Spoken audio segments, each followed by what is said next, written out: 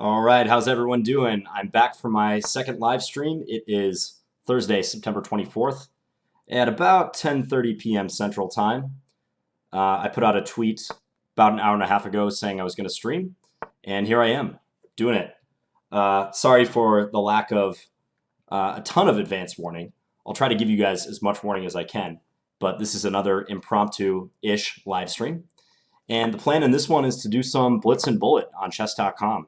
I'm just going to get in there and play. I'm hoping to play some good players.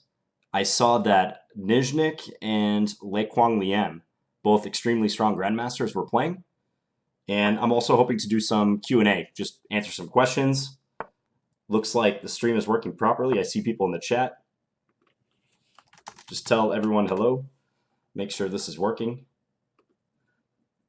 And while I wait for a few more viewers to get here, let's just talk about this game. I was actually just watching Nizhnik and Leikwang Liem playing, but this one has come up, and it's a 3-minute game. Some sharp stuff going on. Did black just lose a piece? Bishop b4, forking the queen and the knight. Okay, so if white moves the queen, bishop takes c3 is coming on the next move. This is a rather random game I'm kibitzing, but in order to get myself fired up for a session of Blitz and Bullet, I think it's good to look at a little chess before diving right in. So what does white have here? Queen a4 or queen b6? If queen a4, bishop takes c3. It's a big hindrance to white that they can't play rook b1, because note that black's bishop on f5 is guarding that square. So queen b6, this will be met by bishop takes c3. And then if queen takes b2, bishop takes b2, forking the rooks. Let's say rook takes c8, rook takes c8. Yeah, black's coming out on top out of this. Surprising, because I thought in that position a few moves back that this was a blunder by black. Queen takes b2, but in fact after bishop b4 they're regaining the piece.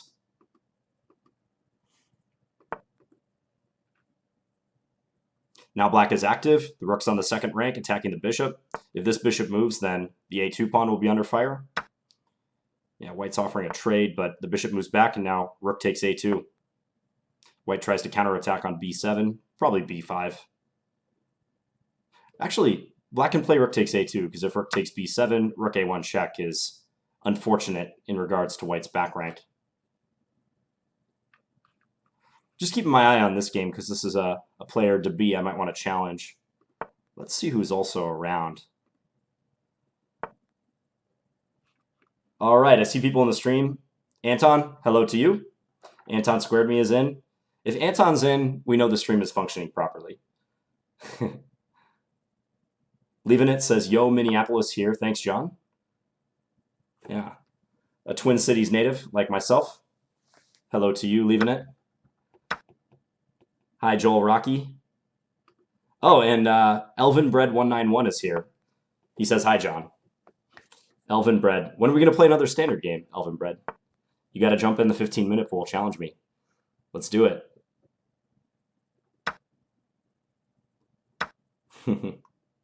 Monster Azize says, hey, can I play some games?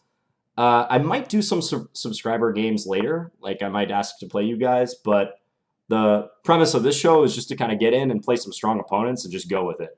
Not that you're not a strong opponent, Mr. Monster Azize, but I'll probably be challenging titled players if I can find them on chess.com, and we'll go from there. Elvin Bread says he wants to play in Vegas. Yes, he's registered for the Millionaire Chess Tournament, which is the next tournament that I will be playing in. It's a gigantic open tournament in Las Vegas. It's the second year they've had it. It's put on by Maurice Ashley. He's the main promoter of it. And I'll be in the open section. There's I believe, a $100,000 first prize in this tournament. And I saw some stat, 11 of the top 12 players in the US are currently registered. And you've got Wesley So, Hikaru Nakamura, and Fabiano Caruana all playing that tournament and confirmed to play it. Which is great because it conflicts with the World Rapid and Blitz tournament, which you would think those guys would want to enter, especially Nakamura, since he's a specialist in those disciplines. But they made a commitment to play Millionaire Chess, which is coming up in 2 weeks. I'm hoping to play some good players at that tournament.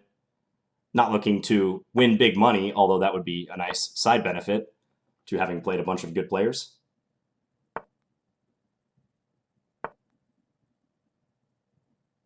Up to 19 players in the stream. Scott says, love the live streams. Big fan here, John. Thanks, Scott. I know you comment on a lot of my videos. I appreciate it. Bobby Byer says, John, ideas for refuting the Scotch Gambit. I just started playing e5 against e4, was formerly a Caro-Kann player, and the Scotch Gambit is the only opening which gives me trouble.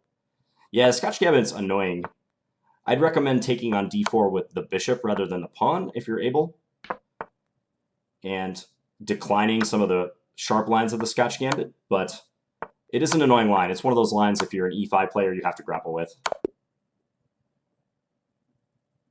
I agree with what Tony Rotella is saying. He says the Scotch Gambit can't be refuted. It's not that bad for white. There are some equalizing lines for black within the mainline Scotch Gambit, but Tony is absolutely right. There's not going to be a clear refutation of that opening. David Kale Coable says, hey, John, first time watching a live stream on YouTube. I play the Scandy sometimes now because of you. Awesome. Hashtag Team Scandy.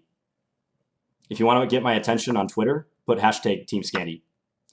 And for those of you who are just joining us, as I said a little bit earlier, I'm going to be putting stream announcements on my Twitter. I put it in the description of this video down here. So check that out. Follow me on Twitter if you don't already. I post stream announcements, and I also post if I'm going to play on, for instance, Lee Chess in a tournament. That's the best place to get real-time updates for me, because there's been conflicting info about when YouTube will notify you if a stream is in progress or scheduled. Some people seem to get notifications, others do not. So for now, I'd say follow me on Twitter until YouTube works out a solid system for notifying subscribers about impending live streams. Shega Demar says, hello, John, super fan of yours from Brazil. Just want to come by and thank you for the amazing work. All right. Love to see people from other countries, and I know South America has a real passion for chess. Maybe you can tell us, what's the chess culture like in Brazil? I'm kind of curious. Because one thing I've noticed about South America in particular, a lot of Spanish-speaking countries actually, there's a lot of action, it seems like, in parks and just places where people congregate. There'll often be a bunch of people playing chess, like in a plaza or something like that. That seems to be the case. Okay, I guess Brazil is a Portuguese-speaking country as well, but that's one thing I've noticed, that there's a real culture of playing chess in the park, if you will, in those countries. And we have another subscriber from Brazil. Hello to you guys. Monster Azize says, have you ever played a computer engine like Stockfish? You should definitely try playing one. Your buddy Daniel Wrench played Stockfish and it was really interesting. You should try it too. Funny you ask, because I just started a series, Man vs. Machine, where I've been playing so far Computer for Impossible on ICC, which would be interesting to do here. Maybe I'll do that. But yes, I have played the engine a little bit. It's akin to bashing your head against the wall multiple times. Or if you're a ping pong player, playing an opponent who will always return the ball to you no matter what you do. So it is an exercise in frustration, but it is useful in improving your play, for sure. Playing any opponent who's stronger than you has got to be useful. In general, I don't like playing engines that much, but I do recognize the value in doing that. 38 people in the stream. Ziff says, oh, this was a pleasant surprise. Hi, John, longtime fan. Hi, Ziff. All right, I'm going to look for an opponent now. Let's just get this started right away. I'm putting on a Seek. I'm going to look for players 2,000 plus in Bullet. I know I might not be able to see your questions as much in Bullet, but I'll kind of play a few games, look at the chat, play a few games, look at the chat. Or if I get in really good positions, I'll chat while playing. How about that? I'm also going to put out a Seek.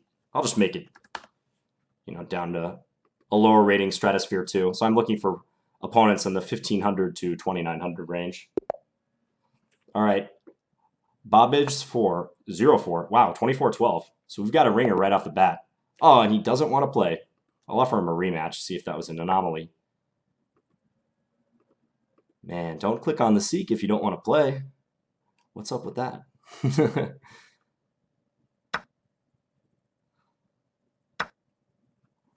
My bullet rating might be a bit inflated because I've been taking all of Danny Wrench's points. No offense to you, Danny, but you know it's true. Otherwise, I haven't played a whole lot of bullet on chess.com. And Danny's right around the 25-2600 range when we play.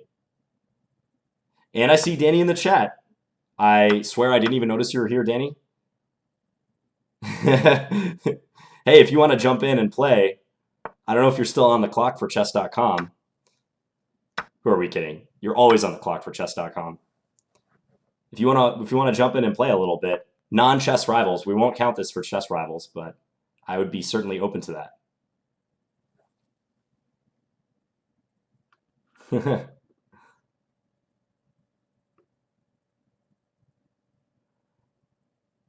Awesome to have a celebrity in the chess world grace us with his presence in the live stream. This is awesome. Chess.com's own Danny Wrench.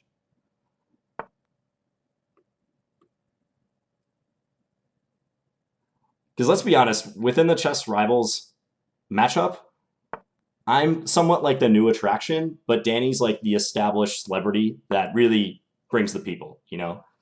Without that Danny Wrench star power, the chess rivals would not exist. He's the guy who really makes it happen. Okay, that's enough kissing up to Danny Wrench. I'm just trying to soften his defenses before I destroy him again the next time we play. And if you haven't checked out Chess Rivals, you definitely should. We've had 3 of them so far. 2 bullet matches and a blitz match.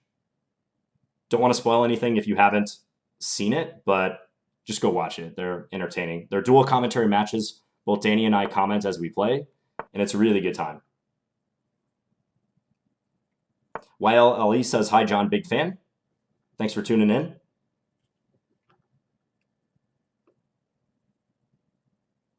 Elvin Bread says, actually, David is starting a stream too in 12 minutes. Who is David? I can't think of a David streamer off the top of my head.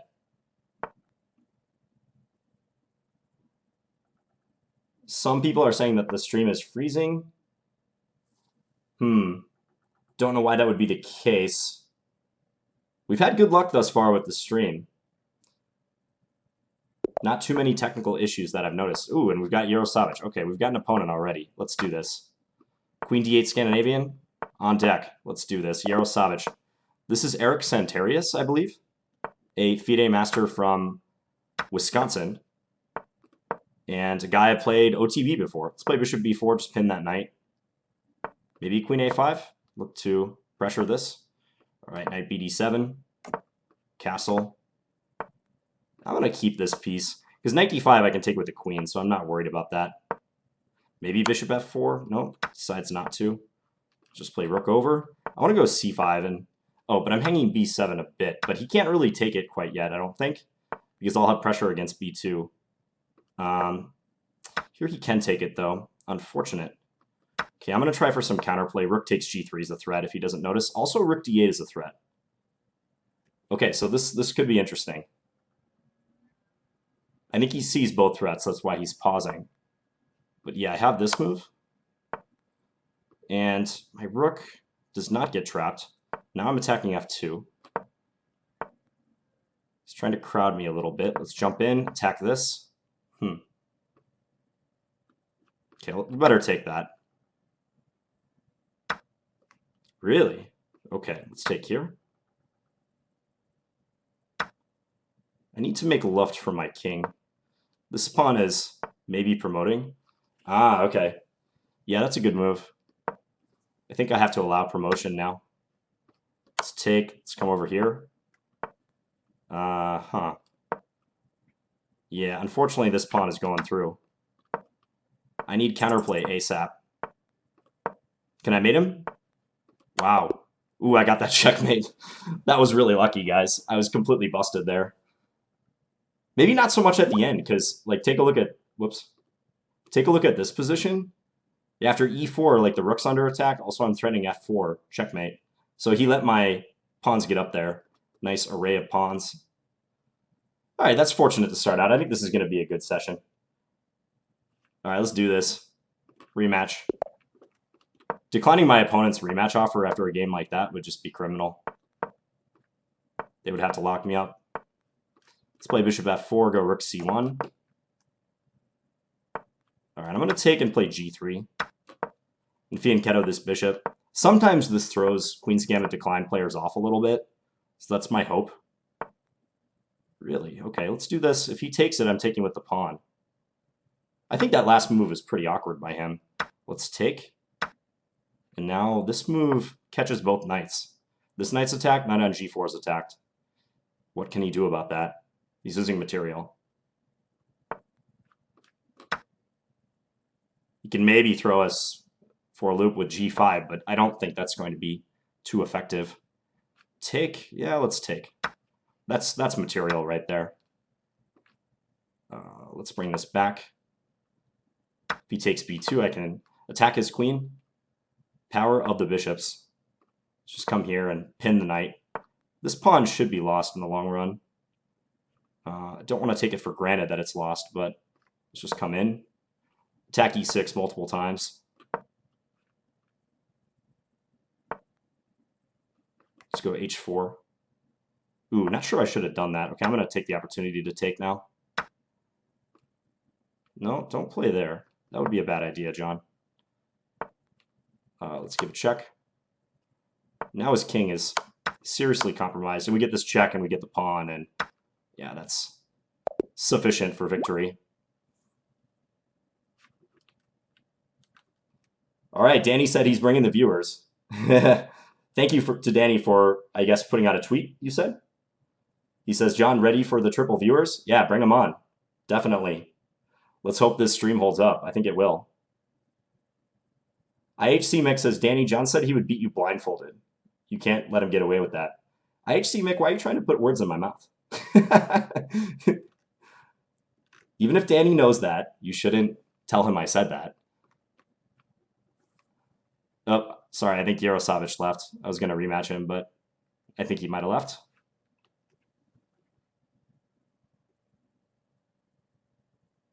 David Soles says hi, as does Mike Delira. Hello to you guys. Oh, and Shaunak says hi. My student Shaunak.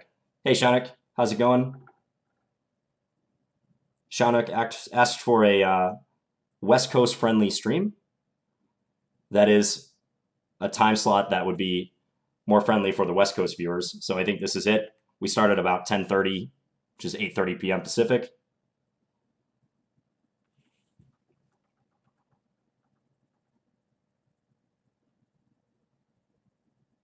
Mike Delira says, hey, John, do you ever swear?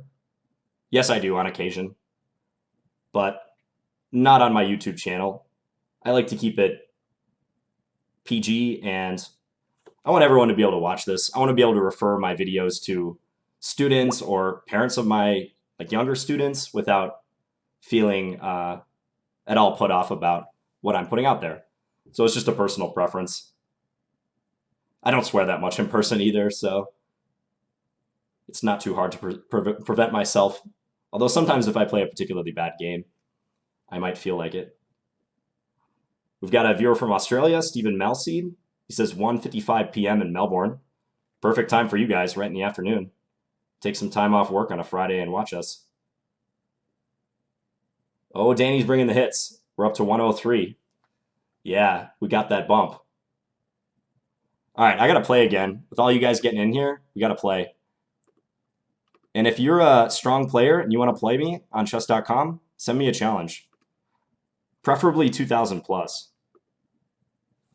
Let's see. I'm going to put out another seek.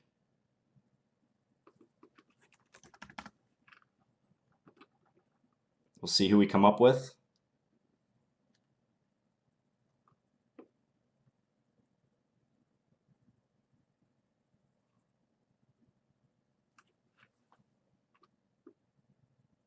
Jason says, did I miss the stream? Nope, you're right on time. We're in the stream.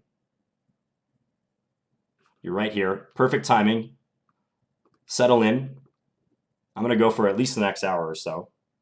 Who knows? Going to play it by ear. Let's look for another, maybe time control. How about this? A 3-minute game against Mondradal from Norway, 2060. This is 3-minute, no increment. Oh, hey, there we got that there. International Master John Bartholomew is playing and streaming his games live now. Join the party. Awesome. That is awesome. Thanks, Danny. All right, let's try to bust the stone wall that Mondral is throwing at us. I'm going to try for an early e5, or maybe not. Maybe now that he's played this way, I'll change it up a little bit. c5 or e5? Let's go with... Now I'm a little out of my element. Let's go c6 and maybe try to expand with b5. Try to attack white from the flank. If knight f6, e5 is bothersome, so I think I should chase this knight first and then try to play knight f6. Attack this pawn. He can play e5, but I'll jump into d5 and we'll go from there. All right, let's strike in the center. He can take an attempt to win a pawn, but I'm going to have moves like knight g4 thereafter, so I'm not concerned. Take. All right, let's castle. Attacking this guy. That's irritating. I think for that reason I'm going to take. And if pawn takes, I'll play rook e8 and try to counterattack e4. Okay, in this case, take here, he wins the exchange. Don't know that we have much for that. Just play rook e8. If e5, I guess knight h5 and attack f4. But he can play knight takes d4 in that case. Now we get this in at least. I think he had stronger there. Then c takes d4. Bishop e5, so he's trying to cut off this rook. Make this rook real lonesome. Still, that's a dark square bishop. I feel like I should take that. Let's do it.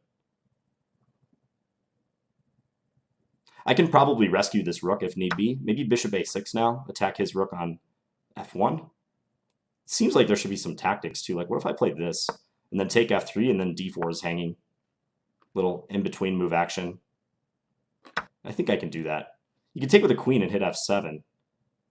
So let's say queen takes f3, queen takes d4 check, king h1, rook e3, queen takes f7. Can also take on d4 with the rook. It's a little dicey though. I think I'm going to do it this way. Take e5 maybe? Let's take e5. Just eliminate that pawn. I know he can grab f7 with check, but I don't think I'm getting back ranked checkmated. Famous last words. So I should be all right.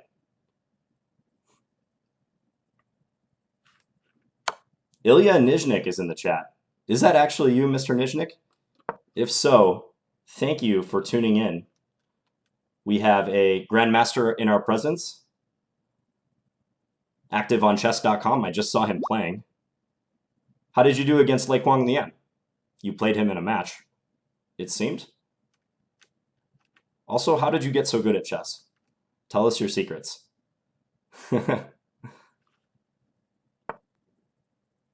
All right, queen b7 hitting the rook. So I should probably come here and threaten some back rank business. The knight is still hanging, remember. I mean, he doesn't have time for rook f7 because he's going to get back rank checkmated or close to it. Queen takes c3 doesn't work. Rook f5, perhaps? Rook f5 is looking nice. Queen b6, maybe? Queen b6 would be a way to simplify. Queen f2 is too audacious. That's not working. Probably queen b6. Yeah, I know I like to trade a lot, guys. I'm sorry. But if I feel it's the best move, I got to do it. That pawn on c6 was hanging, so let's do it. I got a minute left compared to a minute 15 or so from my opponent.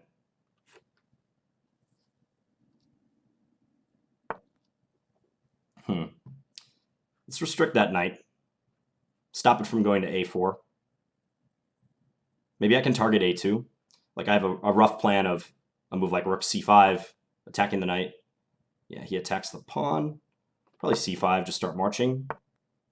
Knight out, let's go c4. Just trying to, again, restrict this piece. Maybe rook b1? But this pawn could take off if white's rook abandons the c-file. I wouldn't be surprised to see it just run. For now, I feel like I should play rook b8, though. Rook b8, knight takes c4. Let's avoid that. All right. Let's go c-pawn. Conrad the c-pawn. If I'm going to start using British isms. He's no Harry the h-pawn, but he'll have to do for now. We're pinning our hopes on Conrad. Knight takes c4. Okay, let's take here. Time is even. Let's offer a trade down the f-file. David Prusa is streaming. That's what we're seeing. Okay. Someone was saying David is going to stream, and it didn't occur to me who David was. Crossed my mind that it might be David Prusa, but... Okay, so we're attacking the knight, and also c2 is coming. Probably here is most accurate. And I don't know what he's going to do about this pawn, because I'm playing c2 next move, and that's a touchdown right there. Yeah, we can just take this guy. Let's bring this back. Yeah, and with this time advantage and being up a bishop plus a pawn helps. Ooh, that's almost a checkmate. I can pre-move this. All right, so we got Mandradal, 2058. I don't think my opening was that strong. I got move ordered out of this stonewall attempt, d4, f4. Some players like this setup for white, although I haven't seen it played exactly this way, like knight c3 on move 4. That's odd. Usually they play e3, c3, bishop d3, castles, and they try to establish a bunch of pawns on dark squares. Hence why I was trying to puncture the structure with e5, like preparing the e5 move. Hello to you guys joining. This is just a stream where I'm playing Blitz and Bullet. No particular agenda beyond that.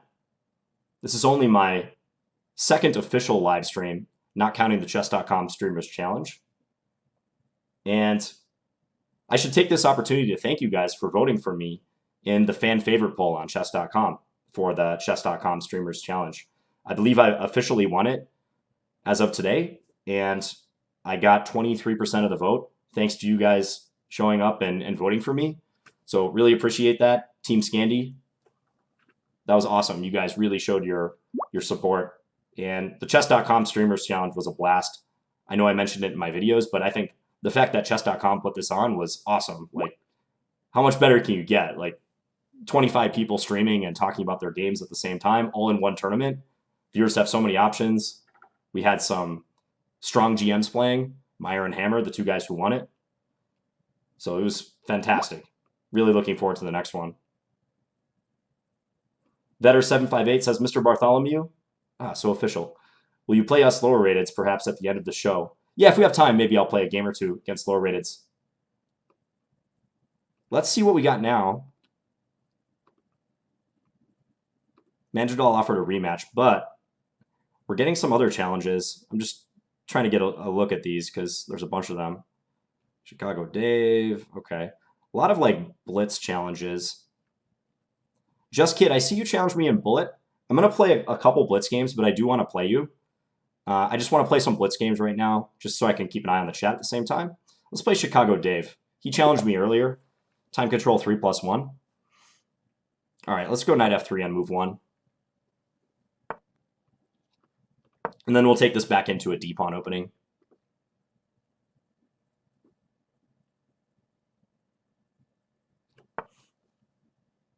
Okay, c4.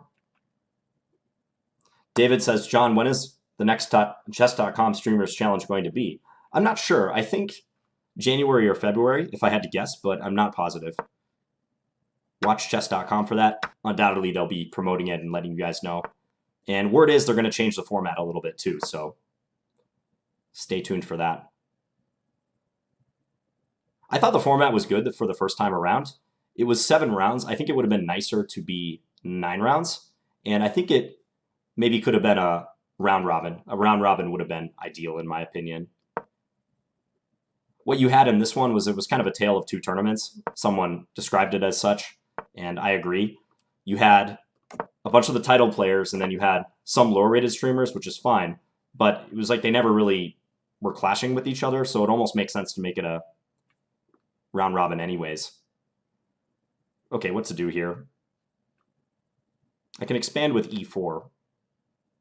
Let's first check his intentions with this bishop. He'll probably play bishop h4, but we'll see what Chicago Dave wants to do.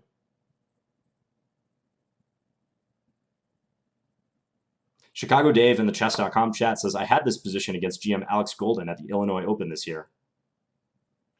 I don't like it when my opponents have prior experience in a line I'm playing. That's not fun.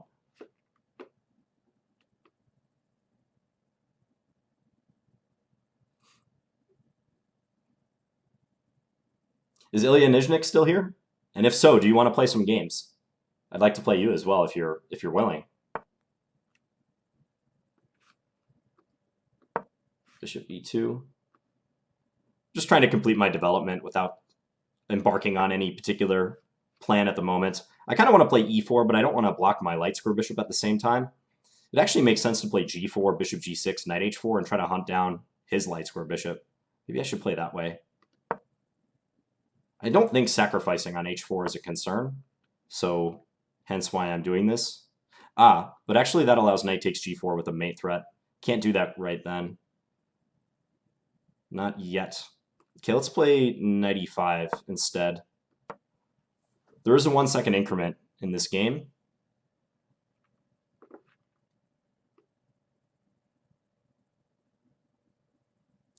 Ilya said Liam destroyed him as usual. Okay, so he usually gets the best of me. That's awesome. Or he gets the best of you. I say awesome because it's remarkable to me that someone is stronger than you in Blitz. All right, c5. So that opens up my light square bishop, but black is gaining some counterplay against the center. I can take g6. I kind of am leaning towards taking g6 just to eliminate my opponent's bishop, opponent's light square bishop. Maybe rook c1 now. I'm not going to take and release the tension. I want to preserve that for a moment.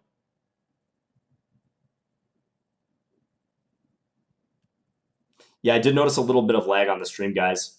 Sorry about that. Not sure why that's happening. I hope it resolves itself, but we'll see. Queen b5 seems decent.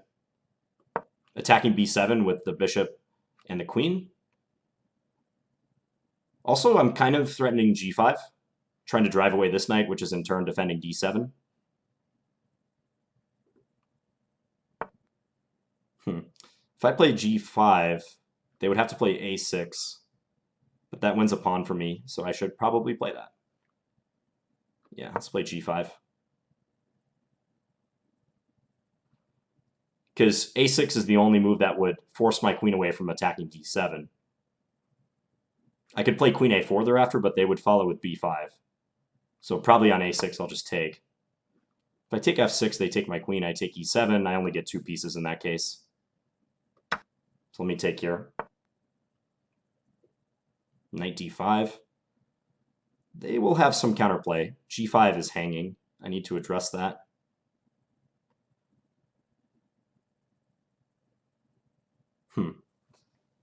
Also got to keep an eye on my time. Thing is, if I allow this knight to live, they're going to play knight f4, probably. No, but that's probably all right. I think I can live with the consequences of that. I'll lose the light square bishop, but I already have their light square bishop, so I feel like that's fine. So if knight f4, maybe e3, and try to provoke an exchange on g2 and just be satisfied with my extra pawn. Remove that capture.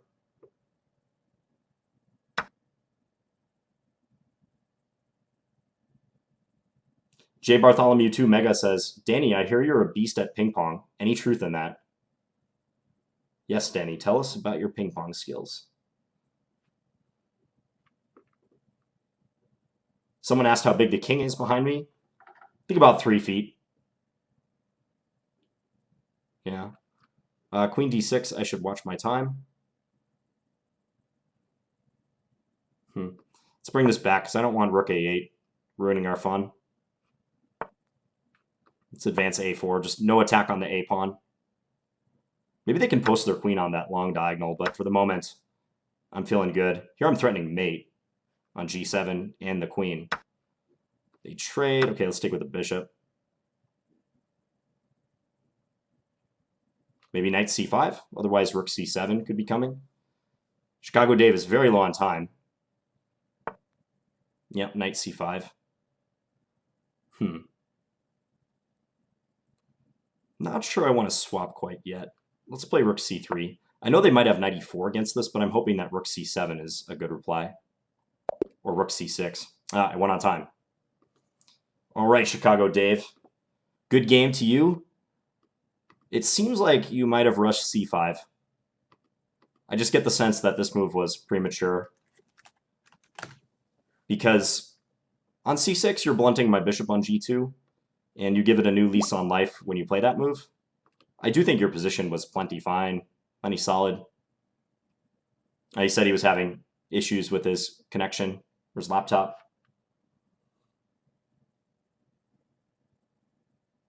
Okay, let's look for another game. Got a bunch of open challenges. I think I'm going to play another. What is this one? I can't see who that is way up at the top. Let's just click it and find out. I'm trying to click on that challenge, but no one is there. All right, other game. You seem to be willing to play. Let's play in English in this one.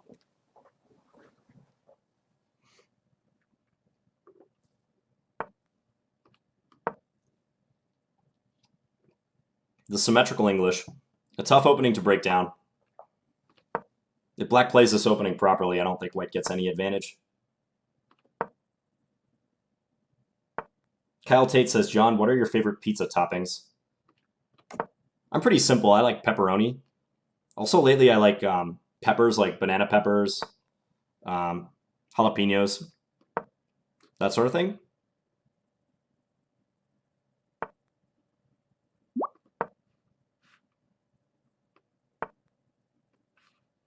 Let's play rook b1, looking to play b4. Seth Sawhill asks, hey, John, is there going to be a 2,000 to 2,200 climbing the rating ladder video? Absolutely. I do have plans to do that. I would say look for that in maybe the next 1 to 2 weeks. I haven't recorded it yet, but I will absolutely be climbing the ladder up to that rating level. Someone suggested that I go beyond that rating level even and maybe play like Hikaru Nakamura on chess.com would be the final boss.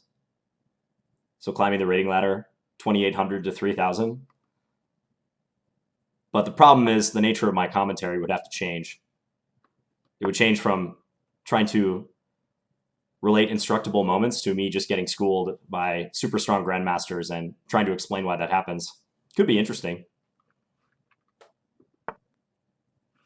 F4. So I'm really getting attacked on the king side. I think I should play knight d5. I'm a bit worried about the e2 pawn. Like if bishop g4 is played, kind of wondering how that's going to affect my position.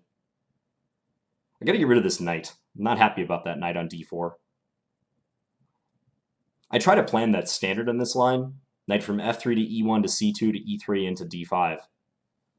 So I attempted that. But I think black maybe found a good counter in knight to d4. Bringing that in.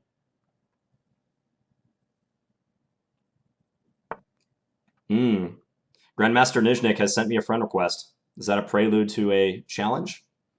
Because I'm ready to get demolished, if need be. Yeah, bishop g4 attacking e2. It's annoying. f3. f3 is so ugly, though. I think I'm going to play it. My light square bishop is crying right now, but it had to be done. Otherwise, I think they can play f3 or try to prepare f3, and I'm not happy about my position. Maybe I could have captured on f4, although that really seems asking for it. What about capturing on f4 now? So if take, they take d5 somehow. Probably with their bishop. That's not so good either. All right, not happy about this, but we'll do it. And then I'm going to play e3 here after. Need to chip away at black's kingside play. Bishop f2 or bishop d2? Probably bishop d2, even though that doesn't keep an eye on d4. Yeah. Well, yeah, no, I like bishop f2 better, the move I played, because I want the ability to trade on d4, should I need to. Could do it now, but I could also wait. Rook e1. b4, maybe? Huh, b4 could be all right. Let's do that. Time-wise, I'm doing fine. 158 to my opponent's 127.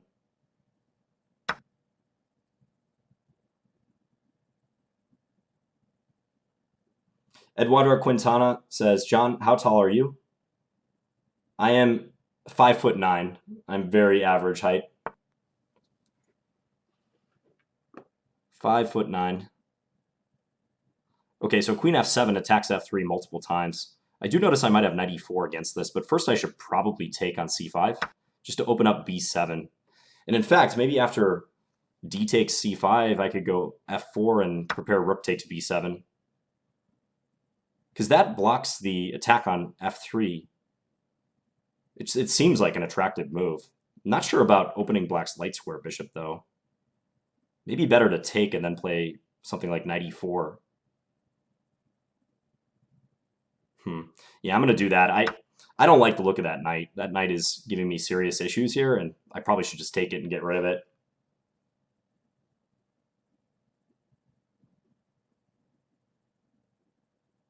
Someone called Danny a low-energy guy. Is that a reference to Jeb Bush? He's a very low-energy person.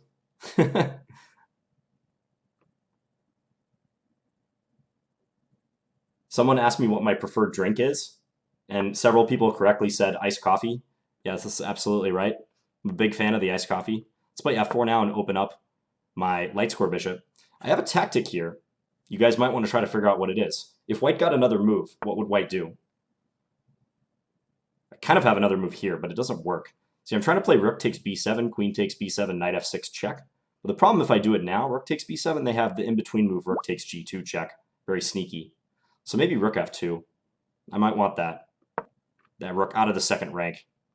That's a bother on that square. Maybe queen b3 also would have been strong. But this way, at least I clarify the situation. I'm attacking b7 twice. Okay, force them to defend. Let's get this back in the action. It's not doing much on f2.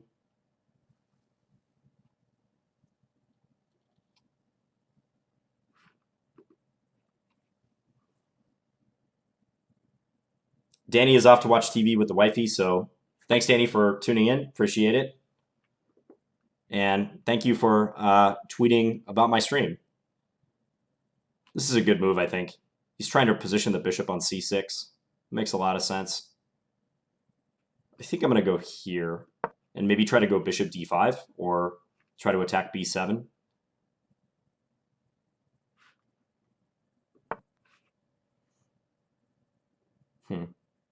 Okay, let's give a check first. He's got to go to h8 now. I could play knight e4. Yeah, probably knight e4, because now I've like wiggled my bishop in front of my knight. So at least this means my bishop won't be locked out of the game. He offers a trade, but I can win a pawn out of this. Take c5. Yeah, I think I can do that. He gets a check-in on e3, but we can just come up here. He's trying to counterattack along the second rank. Let's go here. Threatening rook e2, incidentally. Is this queen? It looks aggressively placed, and it is, but it's also vulnerable in that square. If I get to play rook e2, that queen is going to be booted. Like this. Do I do that, or do I do knight takes b7 first? Knight takes b7 is pretty good.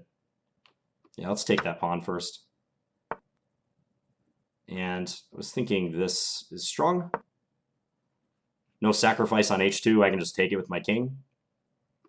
Let's pre-move it. I predict he plays it. Nope, you're Zine. All right, so we win against other Gabe, National Master. Good game to him.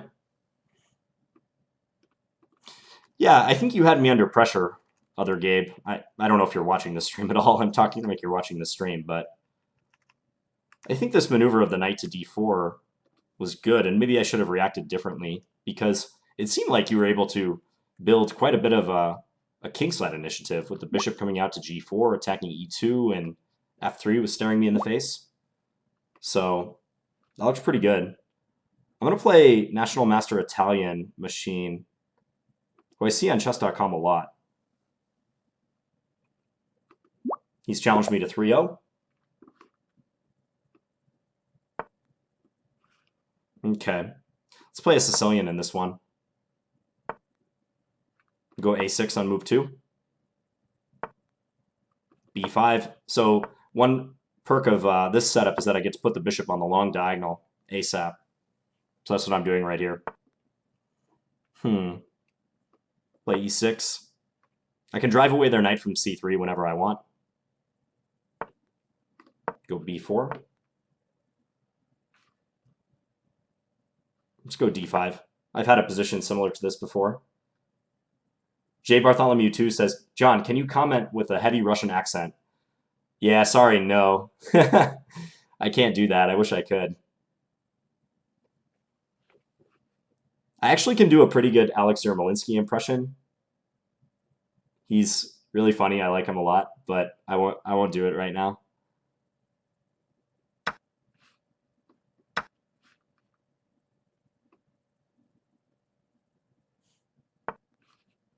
Knight h3. Okay, so white develops the knight to the edge of the board. That's a bit strange. But could make sense, like trying to bring the knight to f4. I'll play knight f6, just reinforcing the center. I think bishop d6 is all right. Bishop e7 is the alternative, but... Okay, so now their point is if I play h6, they can trade and then play like knight f4, attacking d5 multiple times. So to combat that, I think I'm going to play knight bd7. And should they play knight f4, I'll play queen c7.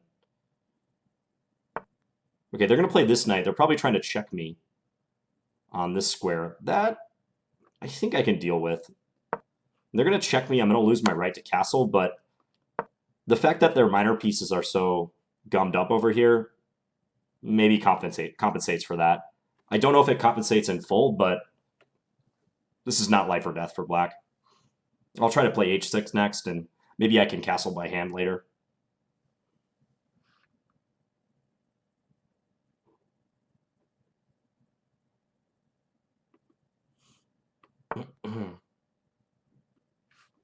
Okay, knight h5, attacking the knight. That's a good move from the looks of it. Maybe bishop e5, reinforcing. I don't think I want to take and allow their queen to come out. Bishop e5 seems fine. Just trying to lend more support to that knight on f6.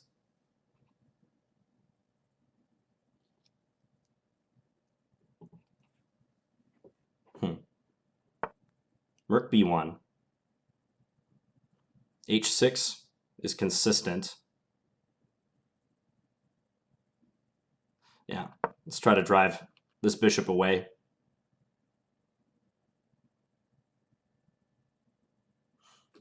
So bishop takes f6, knight takes f6, knight takes f6. Bishop takes f6, knight f4, maybe queen d6 or rook d8. My king situation's a concern, but I'm going to try to defend. Heathen Throne says, John, when is the next machine game? Probably pretty soon. Yeah, as soon as I can. Bishop f4.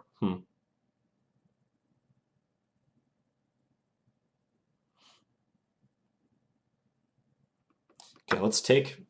I assume he's going to take with this knight. And then I was thinking of playing g6. Looking to trade and then get the king to g7. I'm not pleased about how this opening has worked out, but I have a playable position. It's not terrible. Okay, let's just... I'm not going to tempt fate. I'm not going to waste time playing a5. I'm just going to get my king to safety. He can play some funky move like rook e6 right here, but I don't think it's that good. Point being that I can't take it because he forks me. All right, d4. I'm going to play c4. I'm sacrificing this pawn, but that pawn is not that strong anyways. I don't want to open the b file. I'm trying to avoid that scenario.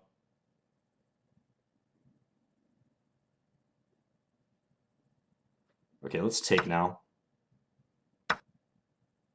And then I'm going to play this rook over to defend d5. Gotta watch the time. This is getting low. And this is 3-0. It's not even an increment game. So we gotta watch that time. Let's go bishop c6, so rook e7 we can deal with. Ooh, actually, that move is better than I thought. I'm gonna be losing material because of knight e6. I thought I could play rook d7 on rook e7, but that's not the case.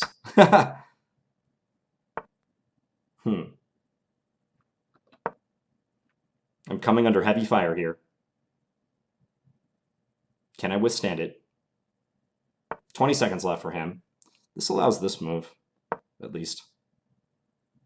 Let's pre-move this, because I think he's going to sack. Oh no, he can take on d5, actually. He could have done that. Let's come here. I've got a time advantage. Let's come here, pin him.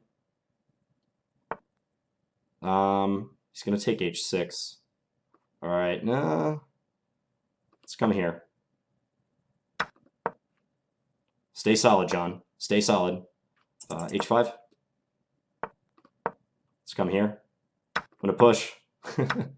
Ooh, go queen.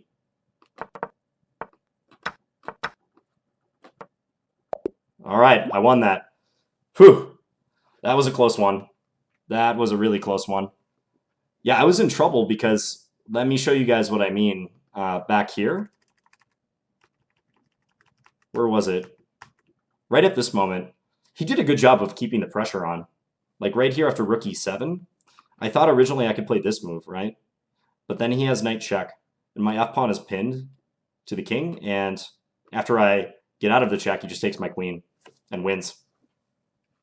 So that was close. Close call right there. How's the stream, by the way, guys? I kind of sense that there's some lag because my webcam is... I don't know if it's accurate, but it's like not showing a smooth webcam.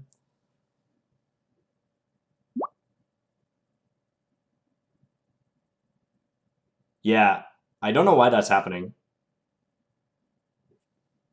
Small lag? Is it like terrible? Is it making it unwatchable? There's major lag.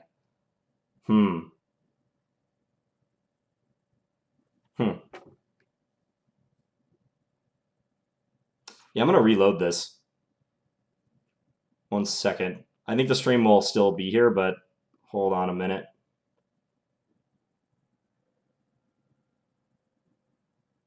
Some people are saying lag, some are saying no lag. Huh. Yeah, maybe lower the quality. If it's streaming in too high of a quality, you might want to lower it a little bit. I'll keep going, though, because it seems like, for the most part, people can watch it. So if there's a lag between the actual moves in the game and when you see it, that's fine. I just don't want like the video to be so off for you guys that it's unwatchable. So, okay, let's look for another opponent. Italian Machine was pretty good. I think I'm going to play him again. Let's see. Thus far, we are undefeated tonight on chess.com. Again, I'm going to knock on wood. See what he has planned against d4. Okay.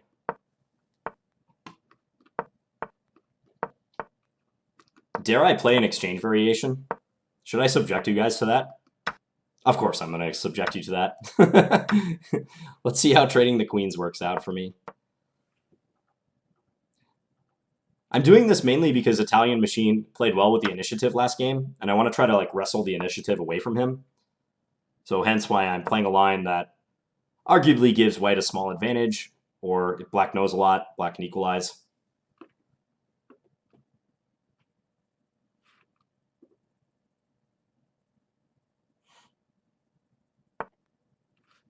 H6, so this prevents bishop g5. Don't know that I've come across that move before. I could just play bishop e3. Yeah, let's just play bishop e3. We'll just develop. They take. Okay, we'll take. Knight a6, so maybe looking to play knight to b4, attacking the bishop, and maybe trying to get into c2. Can play a3 to stop that, but I feel like I should castle instead. Maybe castle long. Castle long is interesting. Let's do that. Because here I'm actually threatening bishop takes f7 check, and then rook takes d8. So that's the point of this idea. And his light square bishop cannot move. Okay, let's come here. If knight c7, I have bishop c5 check. Although arguably, I mean, they can play king e8 then. So maybe that's not too bad. Let's gain a little space on this wing. b4. I'm trying to exploit the fact that this bishop is tied down. This is a really ugly move. b5, knight c7, bishop check. Let's come here. Maybe I can use the c-file to my advantage. How is black going to unwind? That's the big question. f5. These moves feel like disjointed to me somehow, that black is making.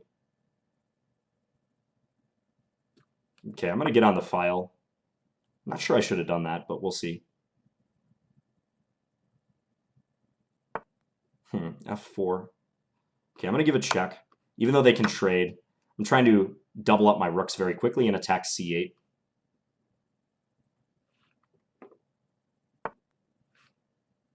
All right, let's go rook hc1.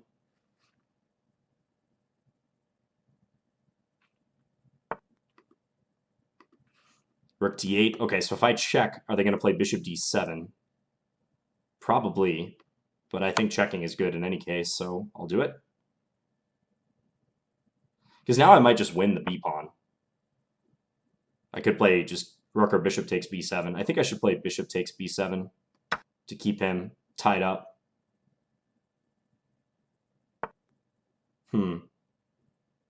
Bishop a6, perhaps? Yeah, bishop a6. Now I'm threatening rook takes a7 as well. And I control the c8 square.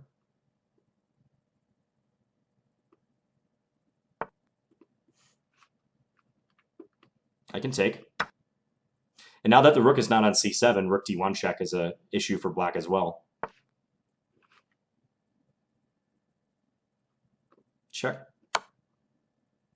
That bishop's going to be in trouble on this square.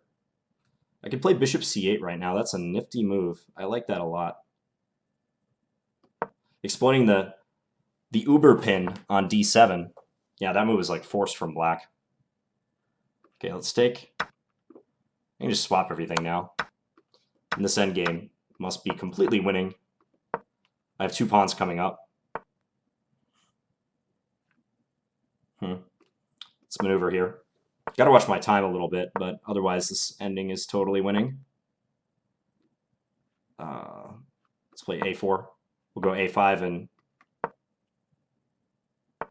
b5 check.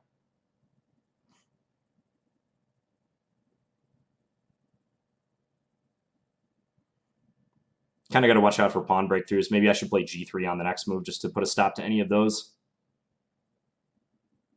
Yeah, if the king moves, I'll play g3. In fact, I'll just pre-move it.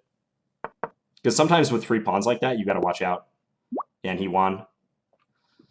Okay, so that was a nice demonstration of the value of this line. Like, this is a line that can get black into some serious trouble if they don't know what to do. And, I mean, it seemed like black played reasonably, but some of the moves were not connected to a larger pattern of development, let's say. I think that was the main issue. So, like, h6 is a move I've never seen. I think it does rule out bishop g5, so it makes sense. Knight a6 may be okay, but after castling, like now bishop takes f7 is a threat. Because if bishop takes f7, king takes f7, there's rook takes d8. He also has a hard time developing this piece because of bishop takes b7. So I think black has issues here. I think there's problems for him. Galt Dunn says, what line is this? This is the exchange king's Indian. So black played the king's Indian defense, and I took the pawn on e5, which is a line I play a lot on my channel. D takes e5 on move 7.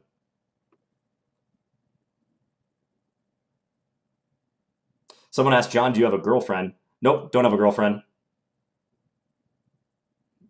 Not at the moment.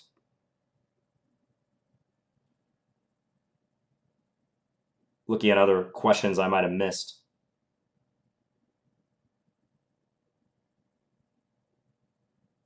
Someone says, JB is like Batman. He's always better the second time he fights someone. Why would you say that? Maybe that's true.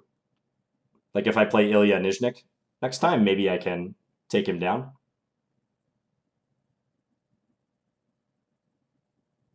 Sam says, John, do you want a girlfriend? Yeah, sure. Definitely. I date around.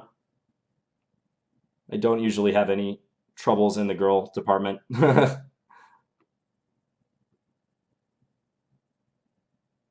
Drew McGee says, John, love watching you play. How did you know that you were winning the endgame? Yeah, that endgame was better for me throughout. Mainly because of Black's development issues. Like that's the biggest problem Black had. This bishop on c8 being unable to join the game, and the fact that I had that bishop takes f7 threat immediately after I castled. So it actually like wasn't really an endgame. Like an endgame doesn't simply arise just because you trade queens. You can have like a queenless middle game where there's a lot of play. I mean, there's a lot of pieces on the board. It's just that we've already traded queens. So I wouldn't really consider this an endgame so much. And I was able to create pressure and almost like Black has an opening disaster. He just never kind of got started because you can see this bishop never got into the game. And that's why Black lost. I think that move rook d7 also was extremely awkward on move 16. I don't like that one. So Vetter says, John, how do you deal with players that have no book knowledge, tactics, and positional weaknesses? What do you mean by no book knowledge? You'll have to clarify that. Do you mean opponents who kind of just do their own thing? Because that way, if I play an opponent like that, I'll try to get an advantage in the opening. You know, they'll be on their own, and I'll try to play some line or some setup that I know to be advantageous. Otherwise, just a normal game. I mean, you can actually get to a fairly decent level in chess without having like book knowledge. It's just that the book knowledge is pretty much mandatory if you want to be a good player. But you can reach a reasonable level without knowing a whole lot.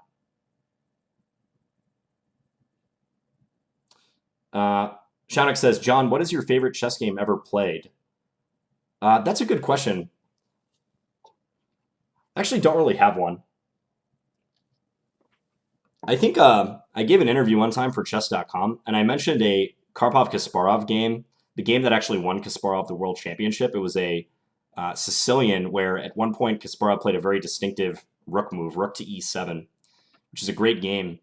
I like that game because I went through it in Kasparov's My Great Predecessors book, actually on his matches with Karpov, and I really enjoyed that, just like the tension of it, the backstory to that game.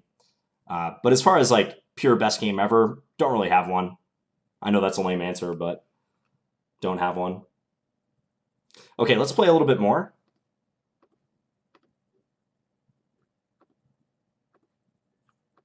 Let me try to find a game. Merging GM. Just Kid is still challenging me, so yeah, if you're there, Just Kid, I want to play you. Actually, I kind of have to run to the bathroom first, because I have a feeling if I play you, we're going to play multiple games. All right, so I'm going to be back in like 2 minutes, and then we're going to start up again. You guys also go get a drink. We're about 1 hour into the stream, so good time to take a break and come back. We're going to play a little more. So see you guys shortly.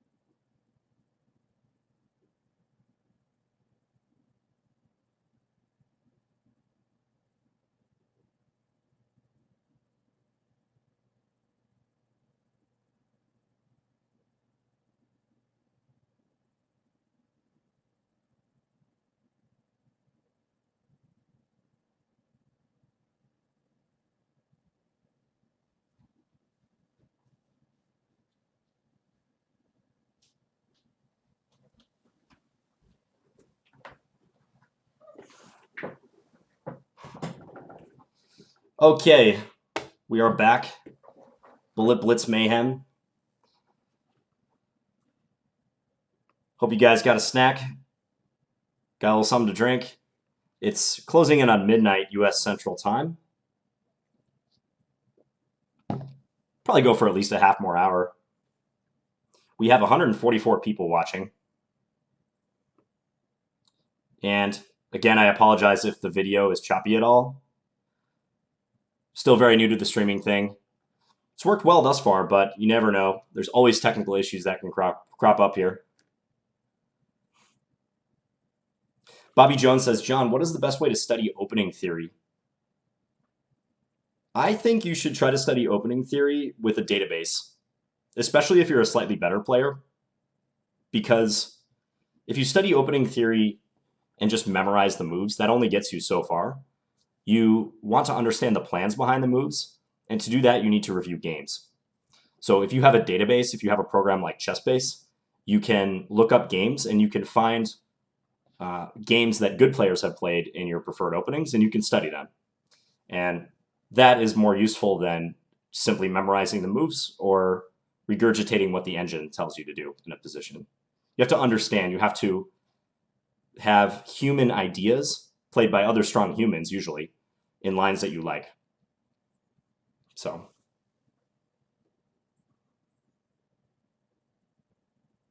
Jacob Lapidus says, went from below 1,000 Blitz to over 1,200 in 6 weeks, largely thanks to your YouTube content. Thanks. Yeah, glad to hear that, Jacob. I've had several people send messages like that they've noticed a bump in their ratings. I'm sure it's not all just due to watching my videos. You're going to improve by utilizing a variety of sources. So, my videos are just could be one aspect of your chess improvement.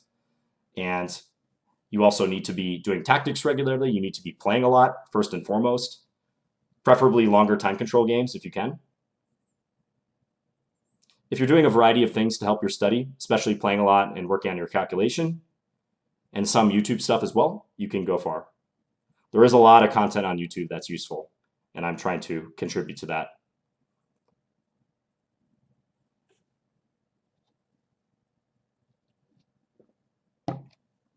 All right, I'm going to start up again, and Just Kid, if you are there, let's play a little bit. I don't know if you're still watching or if you've been idling. Oh, no, okay, he's there. All right, let's play a G6 setup. Okay, I'm going to play like a delayed Benko, I guess. All right, let's take and play D5. This is one of my students, Ben, and Ben is very fast. Ben is like really good with the mouse, and I'm going to have a hard time with him on the clock. I know it. So we'll see how I fare, but don't hurt me too bad, Ben. Let's go here, try to undermine that pawn on C5. Just trying to knock that down. Let's take with a pawn, actually. I could have taken with the queen, but I think taking with a pawn could be stronger. Now C4 and B3 are kind of loose. Let's play... I'm going to do this. This is a weird maneuver. But I'm going to try to play knight D6 and get the other knight into C4. This is my plan. My master plan. Let's come here. Attack the bishop, attack B2. Just remove that. Yeah, I have some pressure now on that pawn plus the bishop. I can take here, right? I think he missed that. Knight takes B2. All right, let's come here. Maybe bishop F8. Attack that queen. All right, rook C8. Maybe I'll take on E3 at some point. I'm not sure yet. Let's play queen G5. Maybe look at this pawn. He's getting his rook a little bit misplaced. Trying to go knight D2 now. Just come here. Trade. Oh, didn't see that, actually. You gotta be fast now. Let's come here. Behind the pawn. You go attack that rook. Bishop takes D4 coming. Ooh, we hung the queen. Ooh, okay. So won the first game against Ben. That was not easy, though, because I missed knight D6 and time pressure in a mutual time scramble. All right, rematch. Let's do it. Galt says, favorite subreddit that isn't our chess. I like the front page, And I also like personal finance. I like the personal finance section because there's often people like posting their financial dilemmas, and it's like solving a chess problem. They post like, yeah, I'm in like this much student loan debt, and I have this much on my credit cards, and what's my best course of action? And it's like solving a chess puzzle. Often not an easy one to solve, too. Here I'm just eyeing that rook on b8. I'm going to try to get something into c7, maybe, and maybe play for some sort of endgame edge. Let's just play this. They can play knight d5. Yeah, that's annoying. I think I should probably swap and play the knight in. I don't think I'm any better in this position, though. In fact, I might be worse. Knight b4. Okay, we'll swap. Let's play a3. Kick that knight out. Let's play here. Just try to double up on the c file. Bring this knight back. I think like actually getting the light square bishops off the board was helpful for me. Let's bring this closer. Yeah, he's going to look to swap a lot of stuff. Let's play e4. Rook c7 is a good move. Let's come here. a4. Let's come here. Don't want to fall victim to knight c4, but I'm way behind on the clock now. Knight d5. Gotta watch that clock. Like I said, Ben has a lot of speed. Ooh, I won that rook. That was fortunate. All right. Got him at the end, too. Another time scramble situation. That time I was pretty far down on the clock, though. Yeah. Trying to look at some other questions. Joey Horvath says, do you guys think chess tactics trainers are good at improving? I'm like 1600 rating on tactics on Lead Chess, but I still suck. Yeah, definitely tactics are something you should be focusing on. Absolutely. The biggest value of tactics trainers are that they build up patterns in your head. And if you do them repeatedly and you solve for accuracy and work up to solving for speed, then it will translate to over the board improvement. So yes, tactics trainers are useful. You should start by solving them for accuracy. Once you feel better about solving problems and you could do them faster, that's when you can kind of see the hardwired knowledge that's really coming to the fore, because that's what you're doing when you're solving tactics problems. You're hardwiring patterns into your head, so you don't have to work as hard over the board. Okay, let's do a rematch. Let's see if Ben opens with d4 again. No, c4 this time. All right, let's play c6 and d5. Going to a different opening. Oh, the exchange Slav. Ben, are you just going to bore me to death? Come on, the exchange Slav. All right, I'm not going to take the pawn on b2. I could take the pawn on b2, but I prefer not to. It can get risky to do so. Maybe I'll go after that dark square bishop, though. I like that piece. I want that piece. I got to watch out for b5. I don't want to get this bishop trapped. He's making way for his knight to come to d3 and then come into c5 probably. I can deal with that piece, but it's going to be mildly annoying for a while. Let's play f. Oh, no, let's not play f5, actually. Let's come here. f5 would have been bad in view of knight takes e6. Let's play e5. That's how we will gain counterplay. e5. Let's go here. We're threatening mate. And also the knight on c5 is vulnerable. Kind of has to play f4 for that reason, I think. Okay, let's take here. So we've won a pawn. Let's come here. Maybe d4. I feel like maybe d4 and open the diagonal is going to be helpful at some point soon. Like now would be a good time to do it, but he's going to maneuver his knight to d4, actually. I got to hurry. No, that's a bishop I just hung. That was not smart. He didn't notice, but that was not good. Let's come back.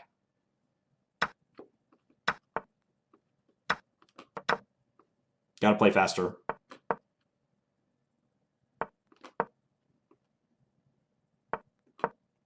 Drop that pawn. I'm trying to maneuver and get something going.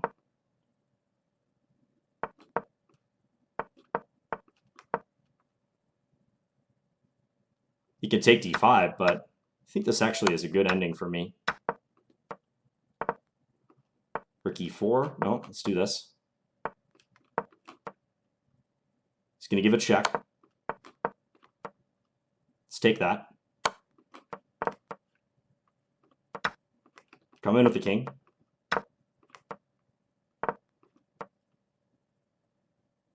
Give a check down there, hopefully.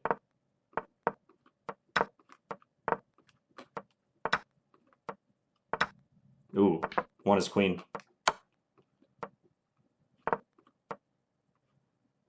Ooh, he's going to promote with check.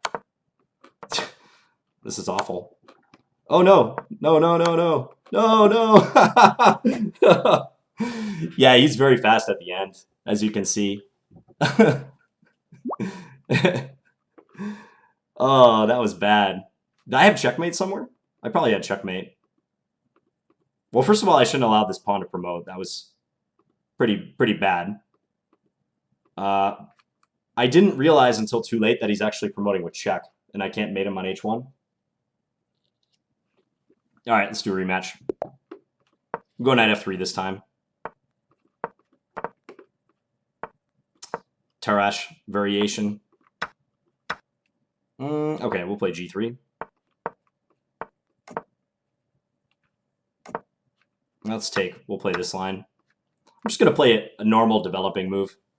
I know Ben is quite proficient in this variation. So I'm just going to do something normal. And not try to test him theory-wise. So I can take that bishop, but I'm not sure I want to. Let's play h3, just stop anything coming to g4. a3, maybe go b4. All right, let's come into c5 now. And see if we can get a swap and like pressurize. Okay, let's come here. b7's a little bit under pressure. Okay, we'll take this. 95, nifty. Okay. Nifty defense. I want to get rid of this bishop, which is in turn defending the knight.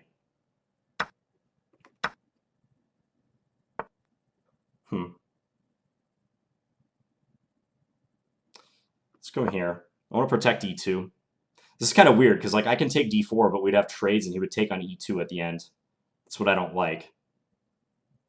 So I'm trying to avoid that scenario. Okay, let's come here, and we'll try to enforce a swap. So now at least I can maneuver this knight. I feel like I have some edge because of that. Let's come back.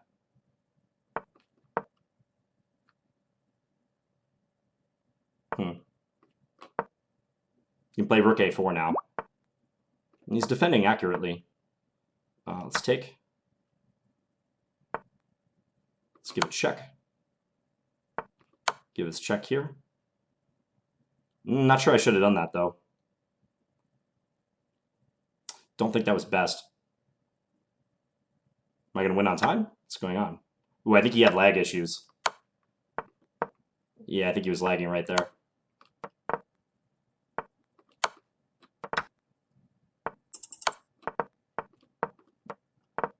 Interestingly, I'm still pretty far down on the clock. Or no, I'm not. I'm up on the clock. Never mind.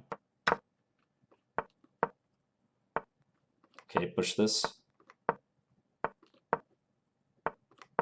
Let's go take here. Whoa. I almost blew that. All right, won that on time. Seemed like Ben had issues with lag at the end there, though. All right, Ben, I'm going to play one more game with you. How many have we played? 4? Yeah, we'll play one more. It's been interesting so far. Trying to get a good mix of bullet and blitz tonight. What to play? Okay, let's play d5. Some mainline stuff. Oh, I got to remember that I actually have to make a move quicker when playing on chess.com, because on other sites, like, it actually gives you kind of a grace period to start, like 10 or 15 seconds. But on chess.com, your time just starts immediately. So there's no like dilly-dallying around and waiting, kind of gathering your thoughts. You just got to go immediately. Okay, so this is getting ready for c4, I suppose. I can put the bishop on g6 against that. Okay, let's take and play knight to d7. This pawn seems hard to defend. Let's offer a trade of the bishops. It seems suspicious. Because now there's some weaknesses here. Come here. Maybe c5, keep it closed. Just lock down the position. All right, I'm going to take. Knight takes c4, huh? Okay, I'm going to do this. This is kind of interesting. I'm going to sack my queen and see how it turns out, because white's pretty tied down at the moment. Like, their queen needs to stay defending the bishop, so actually I think this is a reasonable queen sacrifice, especially when I can do this and then take on c1. Do I want to do that? Yeah, let's do it. A4 would be good for them. Maybe a4 on that last move could have been pesky. Let's play bishop c7. Again, gotta watch the time. It's crucial. Let's break up their pawns. Oh, I had knight c3. Whoops.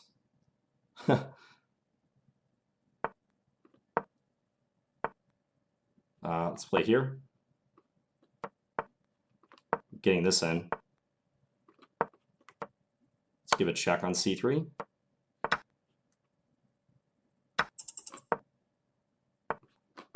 Come here and defend that. Take it.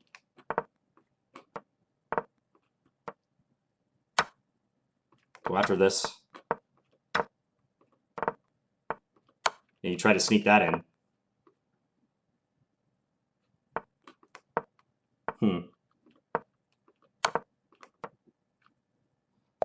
I won. Okay. Yeah, that was a very interesting queen sacrifice at the end there. So good games to Ben. Yeah, I think that position might have been very difficult for white. I don't know what you think, Ben, but right here? Because if I move my queen, if I play like queen c7, for instance, then knight d6, and white will be hitting the rook, and I'm not sure about that. But after rook takes c4, rook takes d8, rook takes, what does white do? Because the queen needs to stay guarding the bishop, right? It can't go here or here. My rook covers. Whoops. My rook covers those squares. Queen a2 is just ridiculous looking. I could even play b5 and just simply defend the rook. Although maybe queen a2 is not bad, because then they could prepare rook c1. So for a bullet game especially, like sacking the queen in this manner seems fine. So thank you, Ben. Appreciate that.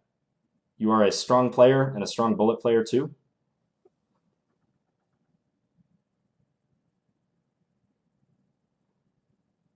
We've got 141 people watching. We've been going for almost an hour and a half now. I think I'm going to play maybe one or two more games in Blitz and maybe answer a few questions and call it a night. Anton says, I have a question about when you played Karl Bohr in the Dutch this summer. You each had two bishops at the end, but the position was closed and cramped. Why didn't you try to open it up? Kind of hard to talk about that game when I don't have it in front of me, Anton. But he was more cramped than I was in that position, and I was pretty much able to maneuver at will, and that's how I won that game. I was able to maneuver around, and especially my knight came into a very good outpost square. When you have closed positions, it's helpful to think about them in terms of ideal squares for your pieces rather than particular moves. So he was moving back and forth for quite a while. This is against FIDE Master Karl Bohr at a tournament I played this July, and he didn't have too much counterplay, really.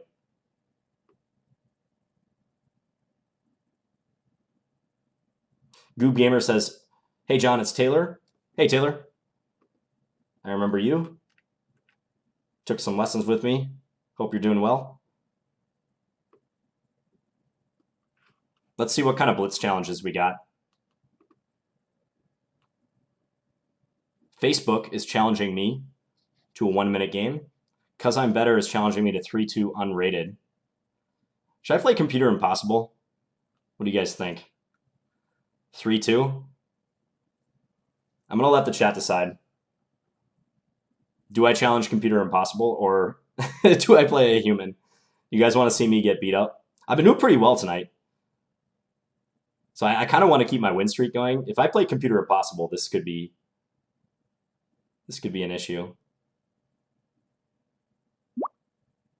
Actually, someone said, yeah, that maybe play some lower rated players, because that's a good point. There's some players who are challenging me. Okay, Ed Vedder, if you're there, I want to play you. Ed Vedder is 1322. He's been in the chat like all night. Let's play E4.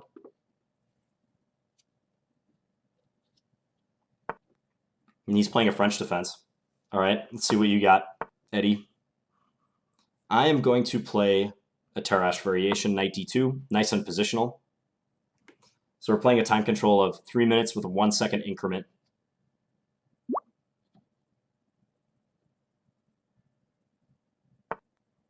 C5, okay. We'll just take. Often in this setup, if white wants to, they can inflict an isolated pawn on black. In this particular recapture scenario, if black had played queen takes d5, there's quite a bit of theory. But yeah, in this setup, black often takes on an IQP, an isolated queen's pawn. What is the move here? Is it knight gf3, or do I take c5, or do I play queen e2? Can't quite recall. I'm just going to play knight gf3 and develop. Maybe black could check me on e7, but I can always bring my bishop back if necessary. I'm not worried about temporarily going down a pawn on d4 because I can castle out of that. Black will have double pawns. I think it's fine.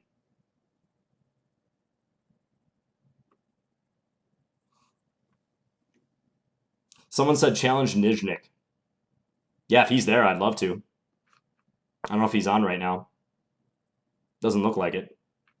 Queen b6, so hitting the bishop. I kind of want my bishop. I don't know if I want to trade it. Bishop takes c6, although I will be up on development pretty nicely.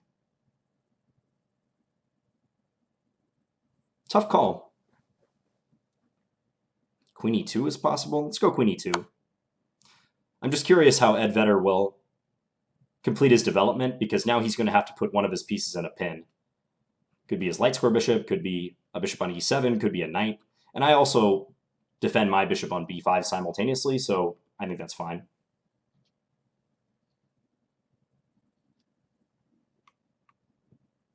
Hey, Italian Machine. Yeah, thanks for the games. Appreciate it. You're a tough opponent. Those are some good games. I think you had me on the ropes in that first game. The time just got the better of you at the end.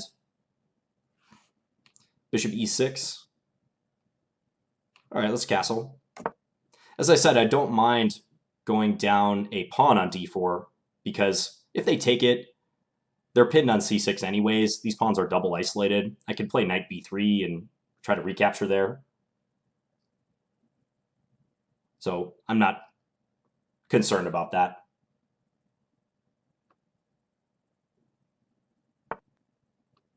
Okay, knight f6. I think that's correct. He's just trying to get his knight into the game, and he needs to figure out what to do with that dark square bishop. But other than that, this is fine. Okay, let's try something. In view of black having somewhat backward development, I'm going to try to sharpen the game and open the position. I'm going to see if Ed Vedder reacts improperly, and maybe I'll get some sort of tactical opportunity out of this. For instance, if d takes c4, knight takes c4, they can't play bishop takes c4 because the bishop is pinned to the king. If d takes c4, knight takes c4, queen takes b5, I have the devilish move knight d6 check, forking the king and the queen. If bishop takes d6, I take their queen. So that's what I'm trying to do. I'm trying to open the center. So if I take knight takes, knight c4, there's also take here on c5. Okay, let's take this way.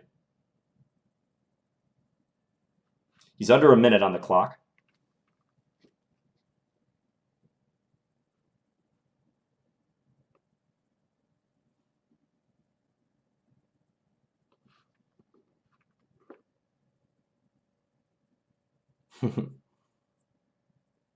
Someone's asking if I could moderate the chat. I'll try my best. I haven't had a whole lot of time in the past few games to look at the chat. So, yeah, try to keep it civil, guys. I don't have too many rules around here, but we don't want people insulting each other. There's no reason for that. Okay, so knight c4 is my plan. And if he takes the bishop, knight d6 check with the fork. That was an unfortunate move, Mr. Edvetter. Sorry about that. Yeah, he just resigned. He realized what he had done. That was unfortunate because, I mean, the opening was played perhaps a little suspiciously for black, but the position should be fine. You move the queen. I think back here, after, say, knight gf3, I don't think you should play queen b6 this early. I think it would be better to play something like knight f6 and focus on developing your king side because you want to get castled ASAP. Yeah, he said he was nervous. It's not easy to play on stream, I know. All right. I'm going to take another challenge. Whoa, look at all the red dots we got. We got a lot of challenges. Let's see. Sean Wilson. Okay, Sean. You're the lowest dot down here by a good margin. So you ready to bring it? So I'm going to click on you. I hope you're ready. Let's do this. Good luck, sir. I feel like I keep getting white all the time. I'm going to play e4 again. All right, e4, e5, knight f3. John, what do you think about a TV show about chess? Well, chess.com is sort of doing that with Chess Center, if you guys have seen that.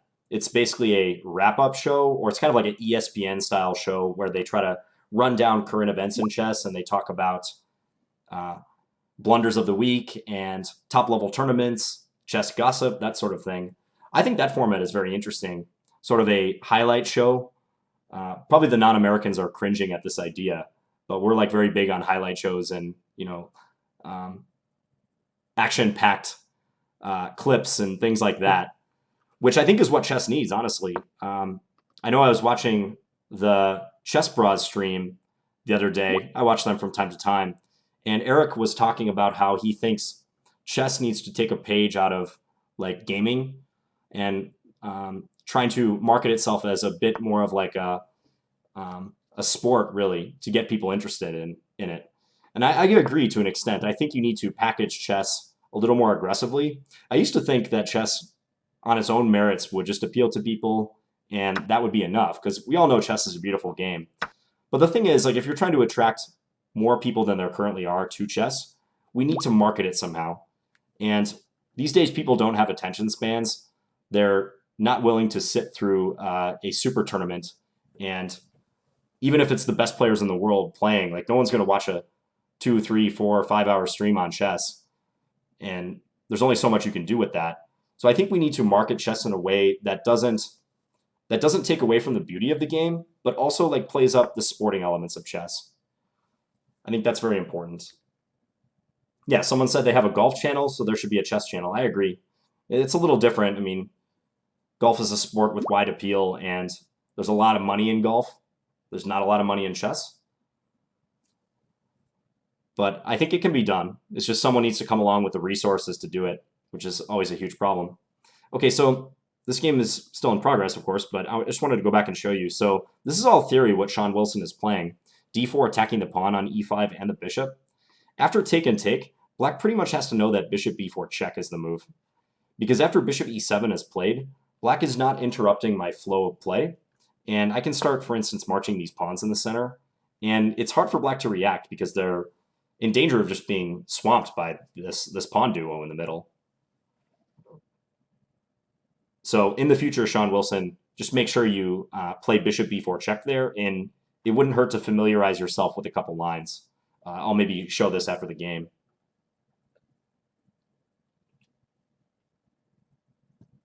Because now this knight is under attack, and there's only a limited number of possibilities for it. Yeah, e4 is one possibility, but the knight is very nearly trapped here. Like I could play bishop d5, for instance, and they would have to bring the knight to g5.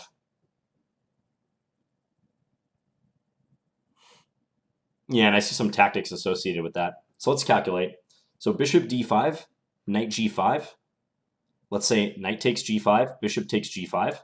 Now that bishop out on there is defended by black's queen, but I might have, for instance, bishop takes f7 check, king takes f7, queen h5 check, forking the king and the bishop. There is g6 after that, though. But still, I'm going to play bishop d5. I think this is a good move. Because if I don't play this move, black might play d5. Another good move is pawn d5 too, by the way. That's also possible. But let's stick with bishop d5. I want to see how Sean treats this position.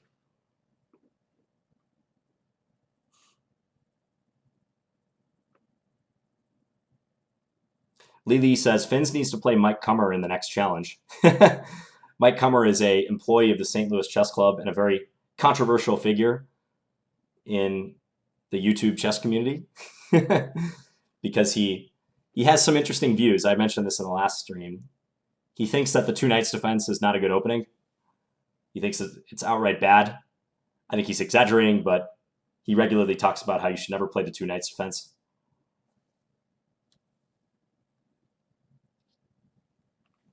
Goob Gamer says, there's nothing you can do more for chess. Gaming is doing well because it's high-paced and entertaining.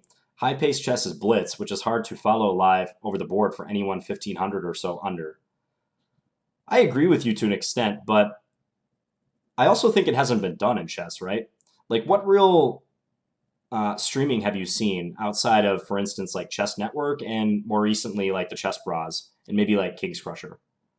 I don't think chess streaming has really been done in a way that would maybe attract widespread appeal. I think it's very much unexplored territory still. I mean, maybe I've missed it, but I think it's kind of a new thing. Streaming and gaming has been around for a while, but Eric has mentioned on his streams that he sees people, and I'm just going to castle here just to complete my kingside development, but he sees people like coming to his channel who just find them because they're looking for various streams and they happen upon chess and they're surprised. They're like, oh, I didn't know people actually stream chess. So I think there is some potential market out there for that. I just don't think it's really been done. I mean, what if like a top level guy started streaming and he was really entertaining? Like what if you know, like Hikaru, for instance, like decides a month from now he's going to start streaming regularly and he does his own Twitch or has his own YouTube. I think he could build up a lot of support. Or Magnus. I mean, if Magnus did that, check out how many YouTube followers he has and how many people on Twitter follow him, how many famous people he knows. I know it might seem a little naive to believe that that could lead to hype, but I think that's what we need to at least attempt it. Okay, d6. Sean is playing well. His king is kind of stuck on the center right now because of my bishop, but I like what he's doing. And my queenside development's lagging a little bit. I need to complete that. Okay, I'm going to play knight c3.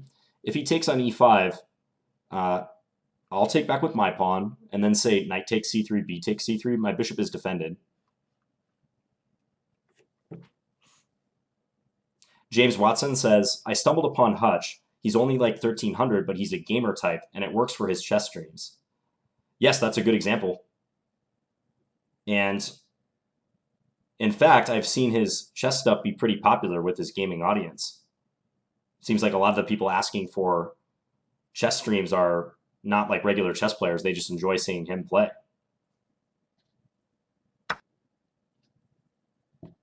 Okay, take. I'm going to play d takes e5 and thereby protect my bishop.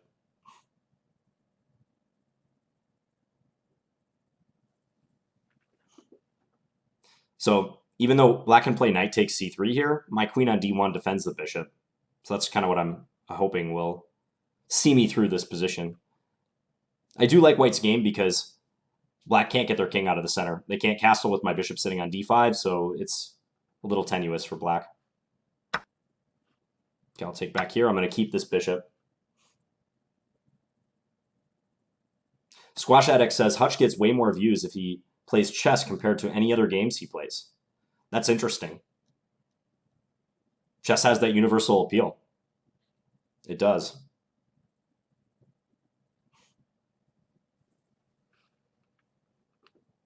Sean's getting a little bit low on time. He's got 20-some seconds remaining.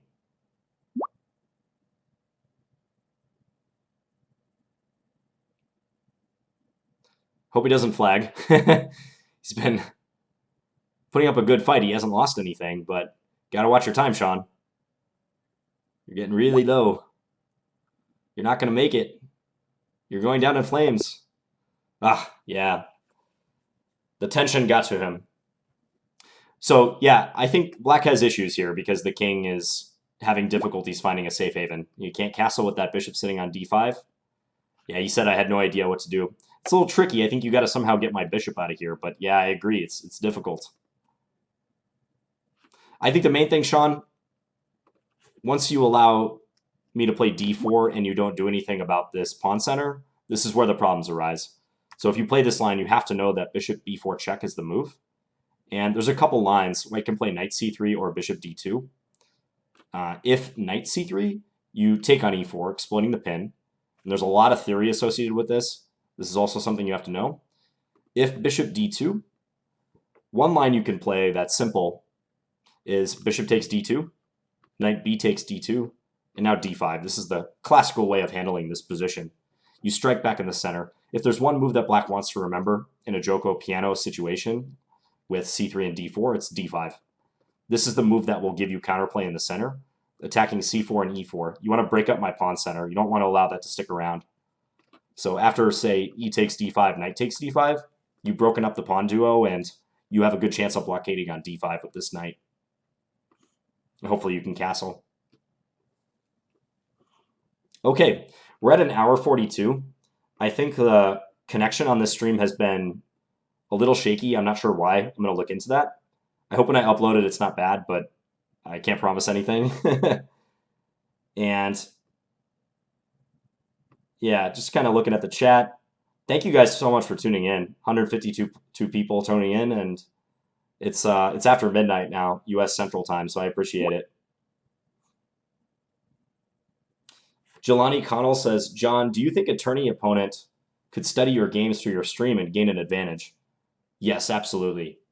Yes, I've thought about that a lot. And that's one reason why I don't post the PGNs for my games, for the most part. Like, I don't post the PGNs for my Blitz or my standard games that I play online because it would be too easy for someone to grab those and like save them to a database and prep for me. I hope to counteract that by playing a lot of openings. So I try to like mix up my openings when I play on my channel. But it is a concern. I've thought about that for sure. Evil Mr. Muffin says, what state do you live in, John? I live in Minnesota. Born and raised. Someone says, what's a PGN? PGN stands for Portable Game Notation, and it's basically this. It's the moves, the notation for the moves, and it also has like information about the game. It'll give like the opponents, where the game was played, the time control, that sort of thing.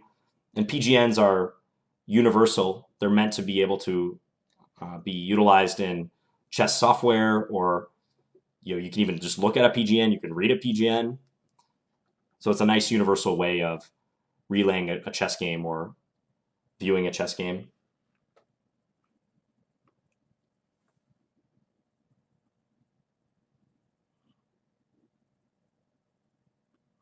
Any other questions you guys have for today? James Watson says, I've been playing chess regularly since age 15. I'm 20 now and still rapidly improving. How far would I be reasonably expected to reach given how late I started playing? So you've been playing chess regularly for 5 years. What's your rating? 1800? Is that USCF or is that an online rating? Doesn't matter too much, but I was just curious. Because certainly, if you're only 20 years old, you can improve quite a bit. I mean, there's no reason you couldn't become a master, 2200 plus. I mean, for those of you out there who are wondering like what your ceiling is in chess, unless you have a clear issue with chess improvement, like, I don't know, like maybe you're just not capable of taking the time to study chess. It's mainly a question of time, is what I'm getting at. If you have the time and the energy and you're of reasonable intelligence, you can go quite far in chess. It gets harder as you get older, of course, but I mean, if you're under the age of like 40 even, I mean, you can get pretty far in chess, provided you have the time. The problem is, and the reason why you don't see a lot of adult players getting much better is because they do adult stuff. You know, they have a family, they have a job, they have lots of these demands on their time, and kids don't have those demands. They can afford to study chess for 5 hours a day. I don't know too many adults who can do that, unless they're retired, in which case they're probably too old. So there are examples of good chess players who have made a lot of improvements later in life. So I think if you have the time to do it, you can do it. Brian says, John, sorry, John, would you say you are better at Blitz Bullet than most players with your standard rating? If so, why do you think that is? I think I have a lot of practice in Bullet. I especially have a lot of practice in Bullet. So yeah, I played it for a lot, like throughout a long time throughout my chess career when I was younger. So I'm particularly decent at that discipline. I don't think I have an edge over people of my rating in general, though. I mean, your rating is your rating, right? It's indicative of your overall chess skill. But I play a lot online. I do play a lot of Blitz and Bullet. So compared to my peers, like another 2400, 2450 rated IM, maybe I do have some edge online at least.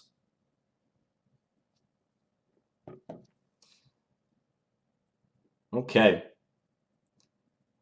I think I'm going to wrap it up here, guys. And again, really appreciate you guys watching. This is my second regular stream. We got a good number of viewers this late in the evening. US time, this is pretty early in Europe too. So thank you guys for sticking around and watching. And follow me on Twitter. My Twitter is in the description of this video, right down below. So follow me. That's the best place to get YouTube streaming notifications right now, until YouTube establishes a system where it notifies you. But I'll be posting in advance if I stream. So appreciate it, guys. Glad we got some games in, Blitz and Bullet, and I was able to play some good players, title players, and also a bunch of you guys too. So that was cool. So thanks a lot, and until next time, good luck in any games that you play. Good night, guys.